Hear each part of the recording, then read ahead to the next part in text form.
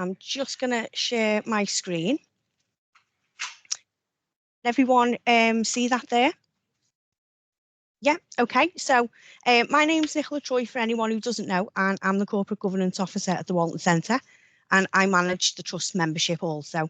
So part of managing the Trust membership involves planning, holding virtual events for our members to be able to showcase what we do at the Trust and to let them know who we are.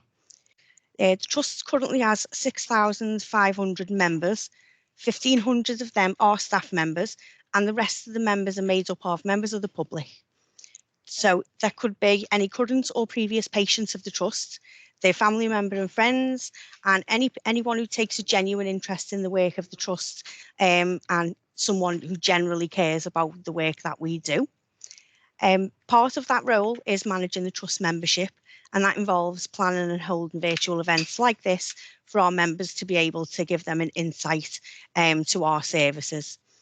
Virtual events provide the members with a unique insight, and also if members have any questions, they'll be able to ask them questions to the people directly responsible for delivering the care to our patients.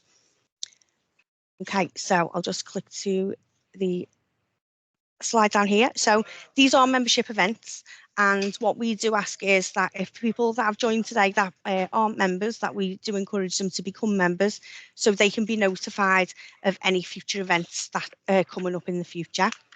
You don't need any qualifications or experience. You just need to be 16 and over. And if you're interested in what we do, become a member of the Trust. The meetings and events are free. We just keep our members informed on the latest news about the Trust. You can get copies of the Neuromatters magazine, and you'll receive an annual invitation to our annual members meeting. You can also have your say on what matters to you most, and you can engage with governors or potentially stand for election and become a governor yourself. The easiest way to become a governor, you can scan the QR code that is on screen, or it's available in my email signature too. You can drop me an email or give me a call and I can help you then enrol. It only takes a couple of minutes. Lastly, on this little slide for me, we do have some upcoming virtual events, and we do have a double whammy from Mr. Nick Carlton-Bland, who will be doing another presentation for us on the 13th of May on his journey into neurosurgery. Then on into June, we do have understanding the role of governor and standing for election right just before our election period. So if anyone is interested in standing for governor, this would be a great one to go to. And then just below, we've got a couple of others that are coming up, and dates are just to be confirmed for that. Okay, I'm just going to stop sharing. And then I'll be able to hand over to Nick. Thanks, Nick. Great, thanks, Nicola. Hello, everyone. So this was scheduled to be Maggie Lee doing this presentation today, but she's not well. So I've jumped into the breach and basically want to let you know a little bit about what we're doing and what we're proud about. So I'm just going to hopefully share my screen. Is that nice? Yeah, we can see that. Great. Okay, good. I'm just going to get my window back up. There we go. Right, good. Okay, so we've got about half an hour or so just to tell you about the advances we've made over the last couple of years at the Walton Centre. You'll recognise that that's not the Walton Centre building, but the Sid Watkins building that I put up there, a new building that we're very proud of and use for outpatients and neuro rehab. Yeah, we are still talking about the Walton Centre here. Good. So what we're going to do? Well, we're going to talk about the background of robotics. You may have seen lots in the media about robotics in lots of surgical fields, and we can give you our experience. We're going to talk about the benefits of why we think it's such an important endeavour to take forward for the people of Cheshire and Mersey. We're going to talk about the challenges of implementing this. We'll illustrate it just with a case that is quite a standard case, and we'll talk a little bit about the future. If you do have any questions, you can either save them up for the end or any comments, or you could put them into the chat, and I think Nicola will shout those out if you want to ask a question. If not, I'll ask the questions at the end. Okay, if you're all sitting comfortably, we'll begin. So what's the problem? The problem is with the spine is it's like a tower of bricks. So it's inherently a bit of an unstable structure, but given health, with good quality bone, good quality ligaments, and good quality muscles, the spine will stand nice and straight. But what happens if we do get pathology in this tower of bricks? What will go wrong? Well, just like a tower of bricks, it'll start to tip over and fall over, and that can cause deformity and pain. Running down the center of this tower of bricks is some very important wiring, the nerves. So if we do see a problem with a structure, we're pretty familiar with the idea of putting in scaffolding. And I think that essentially a lot of the work that we do within spine is to remove tumors, to remove slip discs or excessive bone, and to normalize the position of the spine. But often to do that, we actually have to remove quite a few of those supporting structures, and so we do need to put in some scaffolding. But obviously it's not the scaffolding like you see here. That'd be crazy and very impractical, because the spine is this kind of sleek looking sigmoid profiled bit of bone. So we don't use scaffolding quite like that, but we do use something called pedicle screws. So you can see this is quite a useful slide, the typical kind of cross section. So imagine just one of these spinal bones brought out and rotated around. So we can see this is the vertebral body. That's the kind of bricks, if you like, taking a lot of the body weight of the patient. This stuff at the back, all these knobbles, are what we term the posterior elements. So they are kind of like the rigging, if you like. They're like the wiring that holds the tower up straight and true. And so if there's a problem, if there's a fracture or a tumor or what have you, the way that we put in the scaffolding is actually to insert some screws through this posterior rigging to kind of shore it up, and actually pass the screw all the way into the solid bone at the front. And that allows us to really support the bones and put in the scaffolding. You'll see here is the neural arch, and that's so called because the spinal cord or the nerves, the bunch of nerves we call the cauda equina, but is just a load of nerves that go down to the legs and the bladder, lives in the middle there. And so a lot of what neurosurgery is about is to stabilize the spine without causing any new damage to those nerves, but also to take the pressure off those nerves to help things. At each spinal level, the nerves also exit laterally, so we need to be mindful of that also. When we don't just put one screw in, that won't do very much. We actually put in multiple screws, often at multiple levels, and you can see here a little illustration of these screws, and they're all linked together with a rod, and very much do kind of act like scaffolding. And if you look at that slide, it can't be very difficult, can it, to put a pedicle screw into the spine? It's only 1.5 centimeters, and it's about, up to, it can be up to 1 centimeter wide. It shouldn't be too much of a difficult task. However, it can be.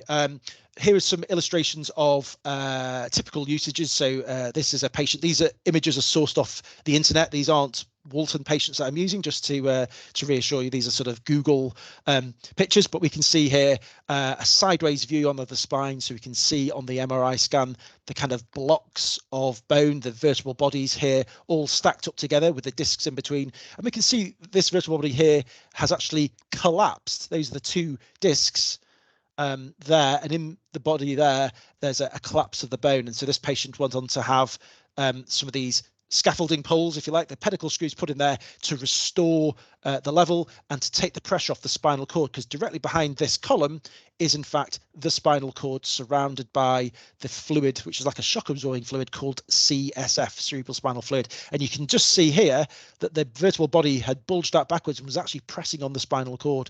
And so this was likely to be a tumor. That's quite a classic picture of a tumor causing cord compression. And so this patient had the screws put in there, but also had some removal of that tumor and a decompression, as we call it, basically removing the bone and the ligament and anything else pressing on the spinal cord to help restore that neurological function. Because remember, the spinal cord is the main wiring from your brain to your legs and bladder and bowel, and so it's a pretty important structure. This would be another typical indication. So this is a poor, unfortunate patient who'd fallen down and broken the bone, and you can just make out on this X-ray, again, a sideways on view, that these are the square blocks of the bone all lined up. We get to this level, and we can see that that bone is broken. It's wedged. That would cause lots and lots of pain and potentially neurological compression. You can see that the pedicle screws have been put in there to really help straighten out the spine. You can see that that bone's kind of been normalized in its shape, but also normalize the overall shape of the spine generally, which is important, we are now understanding, but also it allowed this patient to have a decompression of the nerves as well. So you can see that pretty much the majority of the spinal interventions that we do for structure are these pedicle screws. So it's a very, very commonly performed procedure, and probably 25% of my work involves putting in these bits of metal to support the spine. So that's the problem that we have, and I guess that's the solution. Now, sorry, there's a bit of a bloody picture here. This is the only slightly gory picture for those of you who may feel a little bit squeamish. But traditionally, how would we do this? Well, we would make a very large incision on the patient's back. So you can see from this incision on the right, it could be a couple of feet long, almost the entire length of the spine. We would then pull all the skin and the muscle and the all the sort of ligaments to one side to expose the bones, and then we would place in these pedicle screws. And as you can see, this guy's having to sort of look around the corner a little bit. It's a bit of a fiddle to do. It still is valid, but it's quite a destructive thing to do. And the poor patient who has these very large incisions will have a lot of wound, which will be painful. That pain will lead them to be in hospital for longer because they need more in the way of pain relief. There's more chance for an infection because there's a very large wound there. Cosmetically as well, it could be unsightly. But I'm not saying that this traditional method has gone, but I think that in many cases we don't have to do such a large incision, and we know that the kind of less large incisions we do, the less pain, the shorter length of stay for the patient. So I guess our challenge is that we're a very large hospital with a very large catchment area. We're probably one of the largest in the UK. Greater Manchester for Salford has about 3.5 million. We in the Cheshire Mersey area, we cover a bit of Lancashire, we cover a bit of North Wales, probably again have about 3.5 million patients catchment area. So actually we do get quite a number of patients through our doors, and we can see here on this patient's got a very severe deformity. This is a straight on view of the spine. The spine should be absolutely straight, and this is what we would term a scoliosis. And you can see that this scoliosis is really very, very pronounced, and that is a very difficult technical challenge from what we've seen before, because for surgery all of the anatomy is distorted, potentially rotated and kind of going around the corner, and so that makes achieving safely putting that screw into the bone, not going near the nerves, really quite a technical challenge. As I've alluded to before, this middle picture shows that there is a big movement in all surgery to do kind of keyhole minimal access surgery. So you can see that this construct on the right here, these straight rods, again, that's the patient being seen from front to back. These rods holding the spine straight and true were actually put through multiple little incisions. Cosmetically, perhaps, maybe not that different to the big midline, but from a point of view of patient acceptability, pain and discharge, these minimal access little incisions certainly seem to cause less pain and have early discharge. So with a movement to minimally invasive surgery, that makes our job a bit more difficult to actually see where we are and where we're putting these screws amongst these, this very, very sensitive and precious spinal cord. And the other issue, which is a issue across the Western world, is raised body mass or obesity. And I've put a picture, again, sourced from the internet here, really illustrating that this is a sideways on view of a patient's spine. And if you're struggling to screw up your eyes and actually see the bones, that is the problem. For us, that not only is there an access issue when a patient has larger body mass, but actually getting the x-rays to see where the metalwork is also very, very difficult. So a raised body mass, people who are overweight, actually makes the challenge of surgery much higher with the open method and the x-ray method. So how much of a problem is it? Well, we've got this very large data set from World Neurosurgery that probably suggests that 2/3 of pedicle screws that are put into place are really accurately placed. That's not our figures, that is the world figures. So that suggests that up to 1/3 of these pedicle screws that are placed are probably suboptimally placed, and perhaps up to 4% of patients actually have a screw that is suboptimally placed enough to actually require a revision surgery. So as you can imagine, the vast majority of patients are okay with their screws, but there is a small number of patients who actually might require a further surgery to correct the placement of that screw. And if you're that individual patient who has to go back for a further surgery, that is an issue. The consequences of these misplaced screws can be that the construct, the scaffolding, can pull out. And on this picture on the left here, we can see the bone. So just to illustrate, down the bottom right hand, we've got the picture of which you've seen before, the sort of vertebral body there, the pedicles here, and then the posterior elements. And you can see that in the same orientation here, the vertebral body has essentially not received the screw. The screw has been put to the side into the sort of musculature there. So this screw is not going to have a very good strength. And if that were to be repeated, potentially this scaffolding would actually work itself loose, which would not do the job for the patient and actually potentially create pain for the patient. Much more rarely, and again sourced off the internet, we've got a picture of a pedicle screw here actually going into the pedicle, but then going a bit too far into this structure here. And this structure here, you may be able to see it's bright red on the cartoon because that is actually a very large artery. This is a rare potential, but on the other side of the spine are big blood vessels, which obviously, if they were to be pierced by some metalwork, that could be, a pretty important cause of bleeding.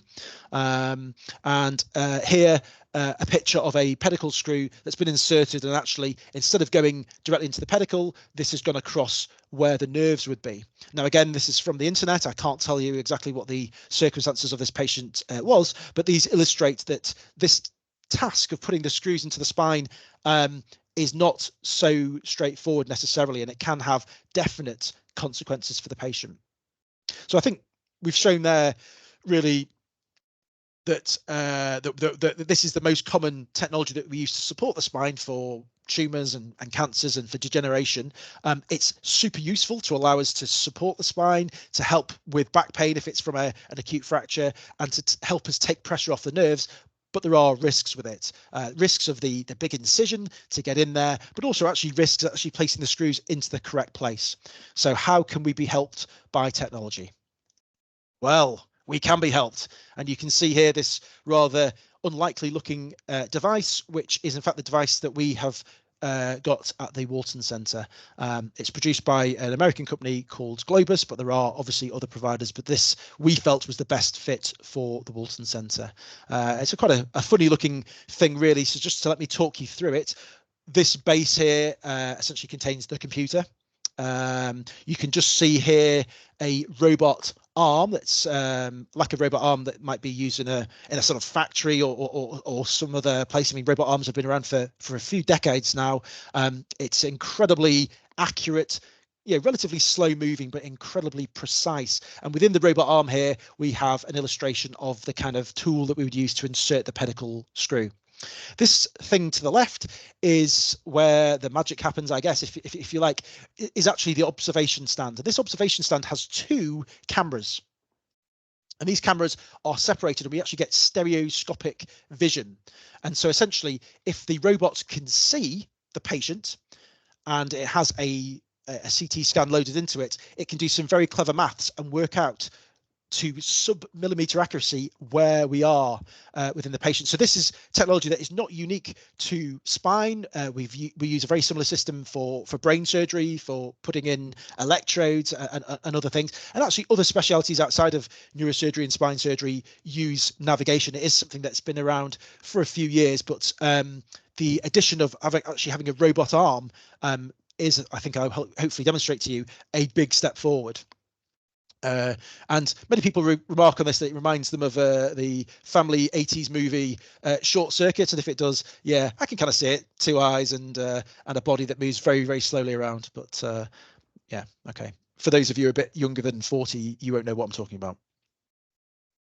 Okay, so what's the workflow? How do we do this? Well, we go through.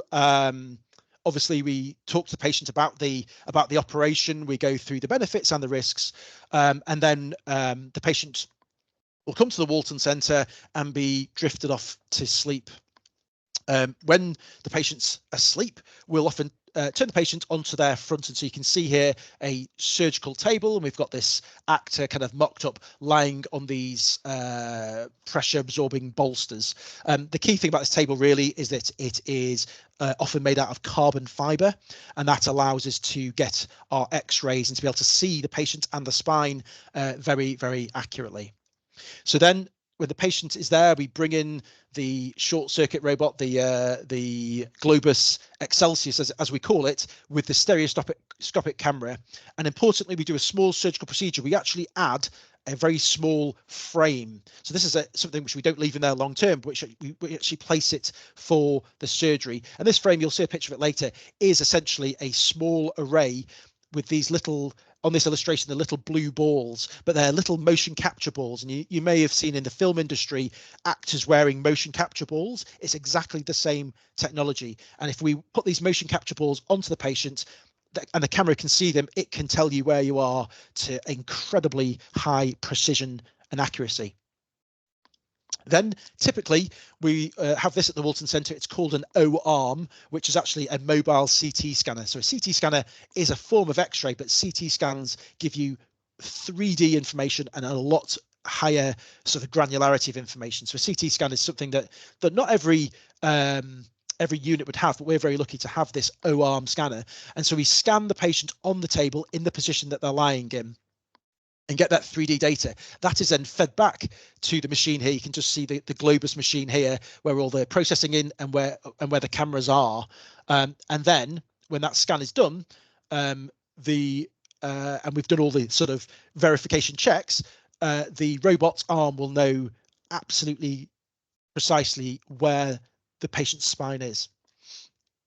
We then load the CT scan onto a touchscreen panel. So this can be done at the time of surgery, or if we have a CT beforehand, we can do this in the office on a computer and actually plan the trajectories for the screws that we're going to put in and plan a lot of the rest of the surgery.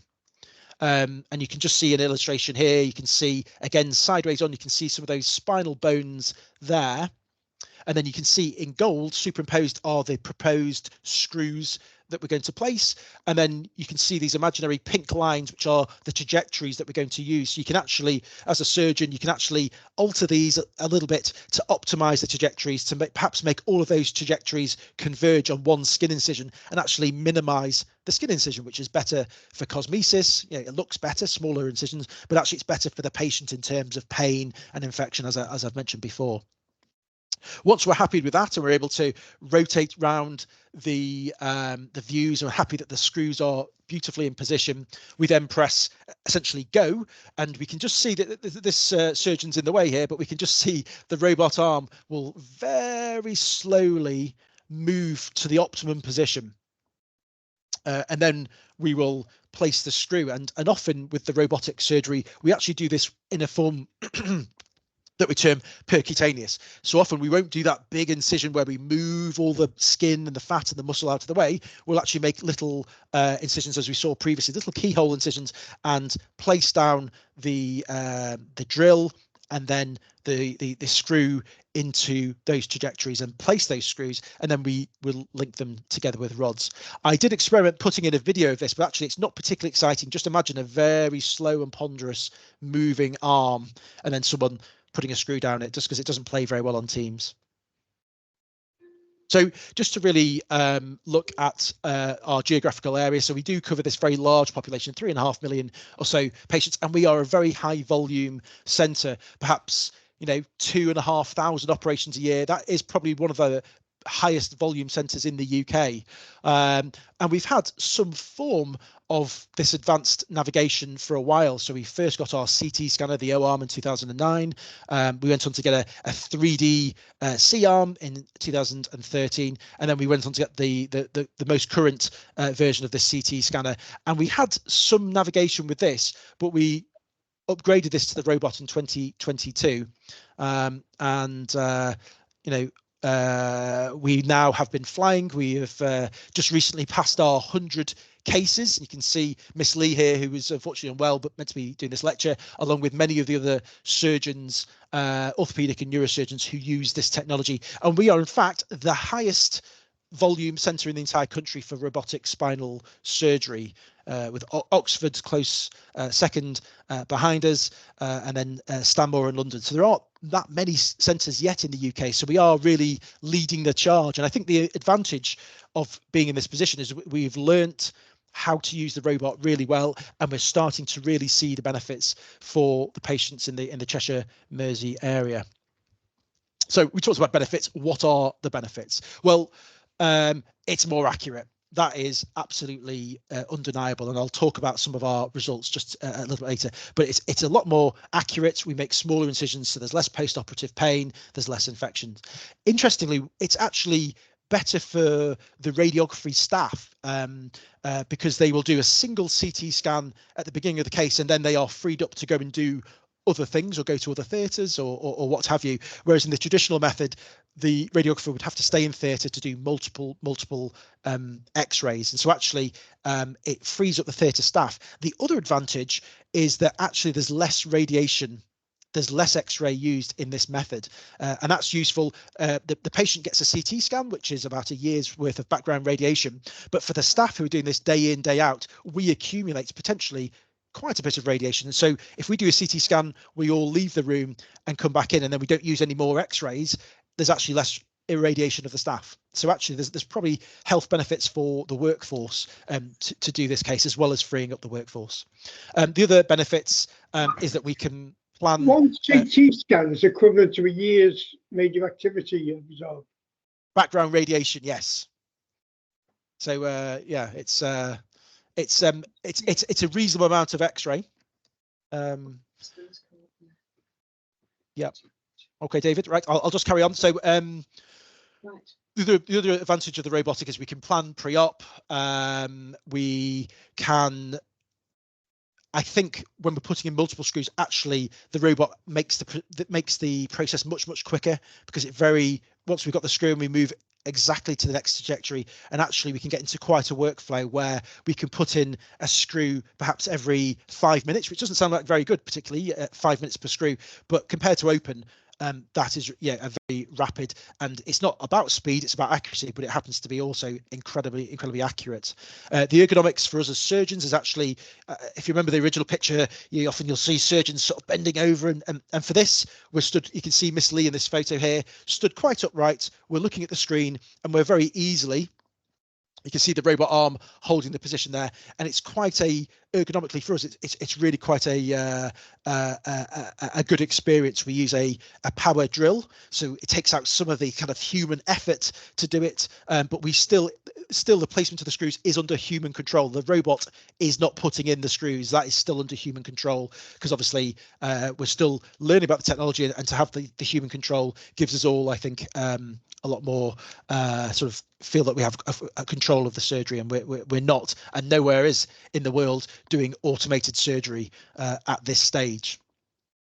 But also, I think really importantly, democratization, and there is of course going to be a variation in surgeons in terms of how they approach a case, and the way that we can not just plan the case, but actually carry out the case. And I think the things about the robot is that our surgical plans that we make are absolutely carried out. And often we'll look at the planning computer model that we've done, and we'll look at the results of the X-ray, and there is very high correlation, more than X-ray guided, more than navigation guided. The robot guided really allows you to execute your plan, and that actually means that patients get the plan that we set out to achieve, and I think more reliably, and so it really is a sort of game-changingly good bit of kit that we have. So what are the challenges to it? Well, it is expensive.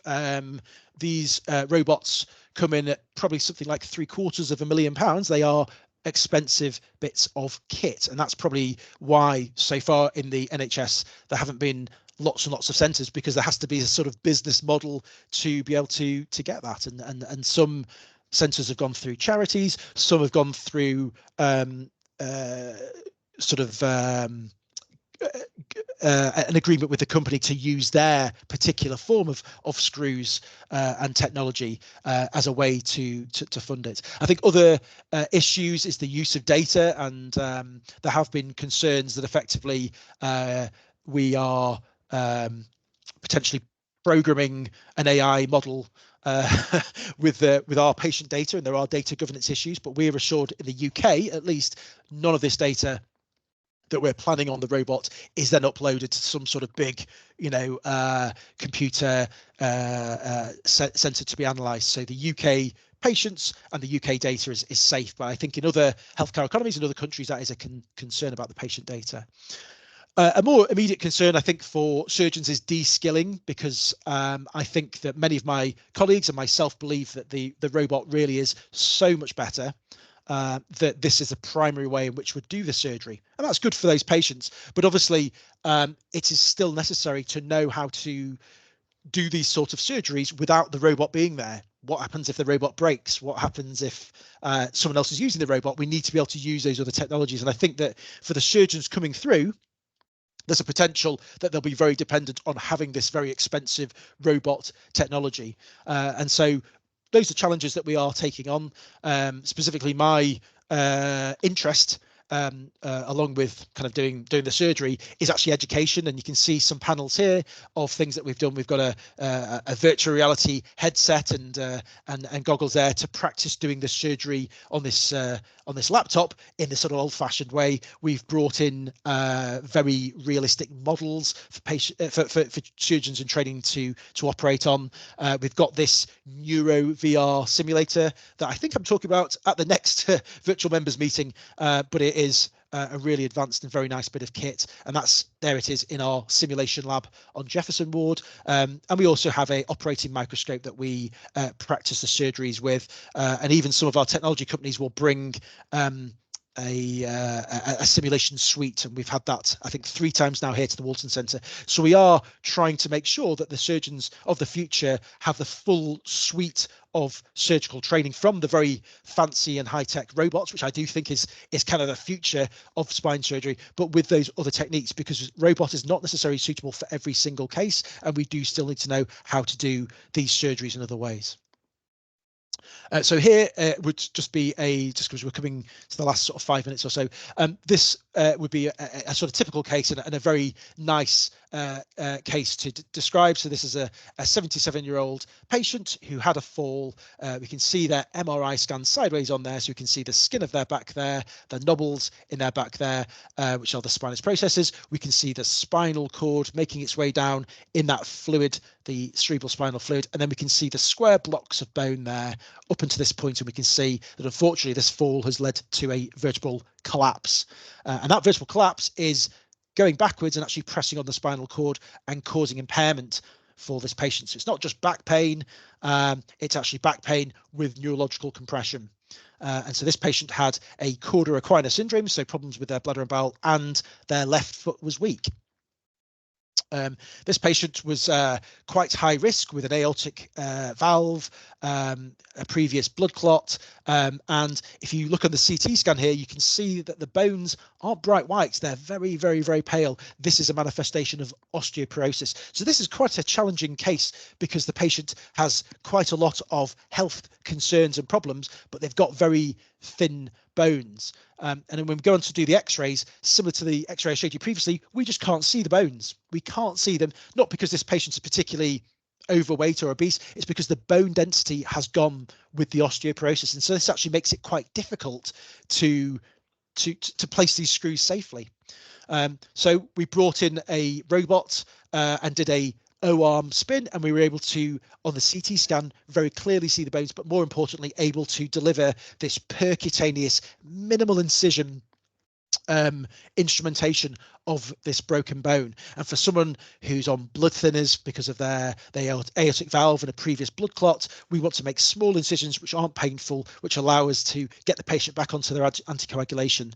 And so you can see the intraoperative x-rays here. You can see that there's some little white squiggles because we actually reinforce these bones with cement to bolster them.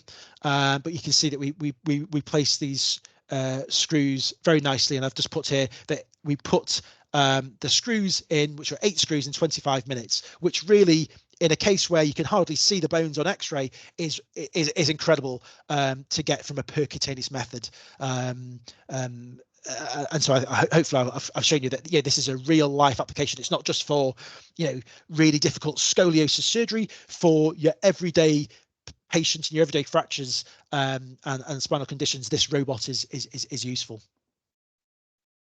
So what are the outcomes? I've alluded to them before. We mentioned that globally, perhaps up to 4% of these pedicle screws require a revision because of those issues with them perhaps pulling out, or perhaps being close to a nerve, or even being close to a blood vessel. Well, currently our figures are way below that's probably 0.1%.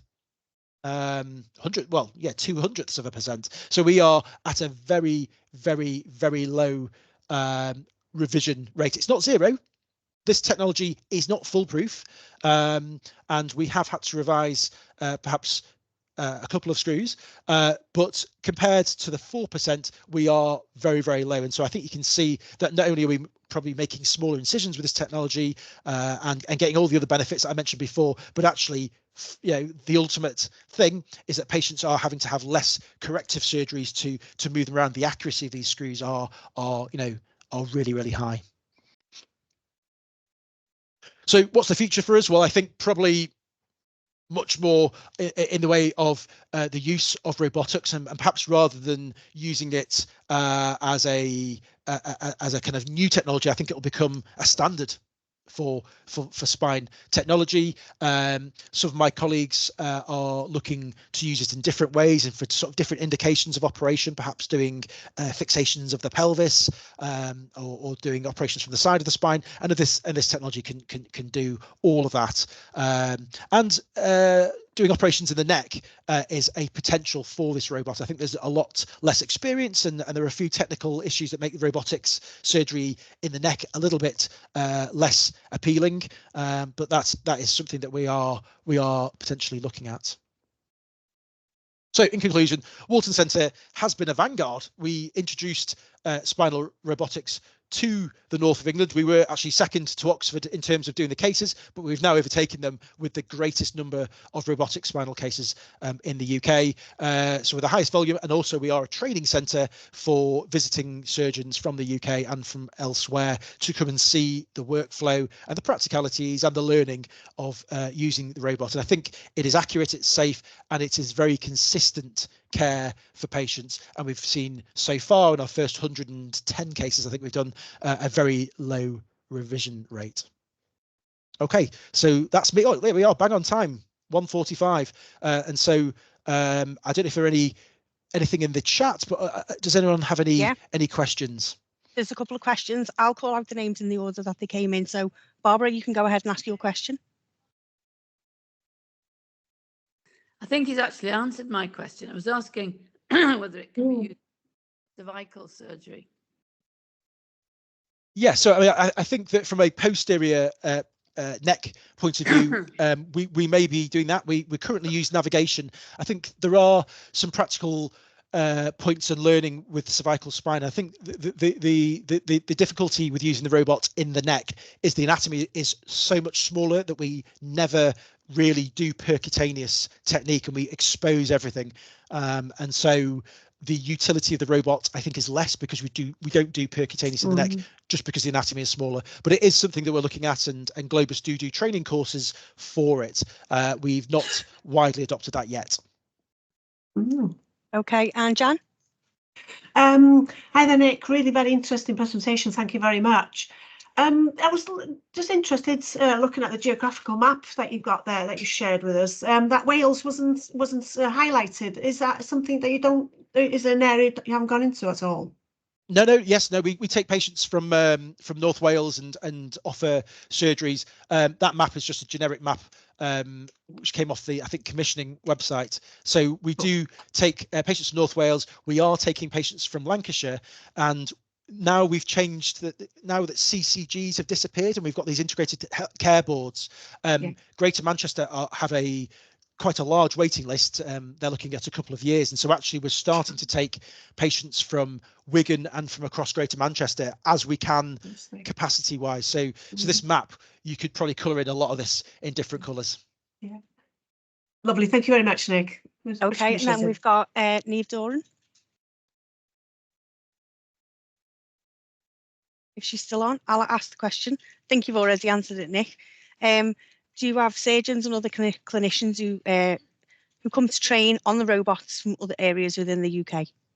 Yeah, we do. So we have obviously our fellows in neurosurgery and orthopedic spinal surgery who rotate through this, and there is a specific robotic fellow who does that. But yes, we're a training centre, and so across the UK, rather than having to fly to Philadelphia, which is where we had to fly to, which wasn't too much of a chore. Obviously, it's nice to go somewhere. But for the rest of the UK-based surgeons, they can come to the Walton Centre to see the workflow and to see how the surgery is actually done before they start to get their own robots. Okay, and then we've got Sarah. If Sarah's still on the call. Yes, I actually had this surgery at the end of August last year with you. It's gone really well. Can you hear me? Yes. Good. Yes, thank you. Yeah. So I was just wondering how many spinal operations are actually done by the robot each year? Yeah, so per year we're probably looking at about 60. That is not all spine instrumentation. And as I've said, for some, say for the very large scoliosis operations, they are still done open, and so the benefits of the robots are perhaps less useful. But some of our deformity scoliosis surgeons do use the robot. But I think I can anticipate in perhaps the next sort of 5 years that primarily all surgeries will be done with the robot. But it's still, there's still a variation, and when you get 10 or 12 surgeons together, not everyone's going to agree on which cases would use it. Me personally, I'm using it for pretty much all my spinal surgeries because I think the benefit is there and quite clear. So if is there just one robot? Yes, so we schedule it so there is just one robot, but the typical case might use it for 3 hours, so we could probably do 2 a day. We can move it between theatres, which is one of the big advantages of this particular robot. And we use it for emergencies, we use it in electives. Would we get to a point where we'd be thinking about getting a second robot? Maybe, but at the moment we're able to pretty much plan our lists so that we don't need to get another one of these things, and we can just plan our lists so it's just constantly active and doing things. Thanks, Sarah. Is it is it heavier on surgeon usage as well? Because the robot did my surgery, but also there were 2 surgeons. Is that usual in spinal surgery that you've got 2 surgeons there? Yeah, that's interesting. So it does depend. There are guidelines in which certain surgeries do sort of mandate 2 surgeons. I think that we were using 2 consultants at the beginning of introducing the spine robot because we also need to become very familiar with the action now. I've done I think I've done like 30 robot cases now. Now I'm absolutely au fait with the functions of the robot. I know the little tweaks and tips that we need to use it. So I don't require, I don't have a second consultant for the cases now. But when we were introducing it, we were doing 2 consultant operating. But there are certain surgeries like scoliosis and some tumor surgery that we do still sort of mandate 2 consultants. Okay, thank you. Okay, and Eric. Hi Nick, great presentation. Thanks very much. I'm really excited because you can see the possibilities here, and I'm just wondering what might be the next sort of conditions the robot could be used on, and how that might be rolled out. Yeah, I mean, I think that robotics and surgery generally is yeah, it's just advancing, and I think that It's a new frontier, really, isn't it? it's a new frontier. And I think at the moment we have AI that can look at scans, look at histories, and plan surgeries. We have robots that can get you there. We do not have at this stage an AI treatment, diagnosis, and delivery of surgery. And I do wonder, if we've got cars driving autonomously around our roads, I do wonder whether we'll see a situation where robots will start to autonomously do surgeries, and the surgeons will be a bit more like pilots. You know, with the autopilot, that we sit there, we are invested in what's happening, but the actual process of landing the plane, of placing the screw, might be actually done by the robot. I can see that happening. And I think that is probably it. But I think the joining of the dots between the diagnosis and treatment and doing the surgeries, I think that could be the next thing. I think that for straight line trajectories like pedicle screws and placement of DBS stimulators into the brain, that is perfect for robots because it's a straight line. I think the soft and squishy stuff of moving muscles or nerves or tumors is still very, very difficult to kind of program, I guess. But with, you know, these algorithms taking off, they're watching enough surgeries to know what to do. I think it's going to be a case of actually the robotics catching up so that it can actually affect what the AI has seen. Because I think the AI, there's a neurosurgeon in London who's taught an AI device to basically say what the next target should be for surgery correctly. So I think actually it's for the robotics to catch up to for us to be able to do more of the soft tissue work that at the moment this can't do. This is for straight lines, and it does that very well. So you may well end up teaching the robots yourself anyway. So it'll be teaching me. But yeah, it's a brave new world, isn't it? It is but yeah, so I think for the moment that will be the next stage, and I think in the next 10 years we'll see the pedicle screws being put in by the robot, and actually it'll do the case, and then we'll go in and take out the tumor or do the decompression. Brilliant. Thank you very much. Okay, I can't see any more questions in the chat, Nick, but if anyone does have any more questions, they can email them directly to me and I'll be able to get them answered by Nick for you as well. But lastly, Nick, I just want to say thanks so much for stepping in and rescuing this event today, with Maggie unfortunately not being well. It's been really informative, and I'm sure I'm going to get so many lovely comments in the feedback form. And on that note, for everyone that has joined, I'm going to send out a short feedback form that hopefully everyone who's attended will fill in, because that just basically helps me tailor future events to what our members want to see. Okay. Thank you so much. And if that's all, Nick, thanks again, and thanks everyone for attending today. Really appreciate it. Great. Thank you very much, Nicola, for organising. Thank you. Yeah. Pleasure. Thanks, Nicola. Thank you. Thanks. Take care. Bye-bye. Thank you. Bye-bye. Bye. Thank you. Bye-bye. Bye-bye. Bye. Bye. Bye.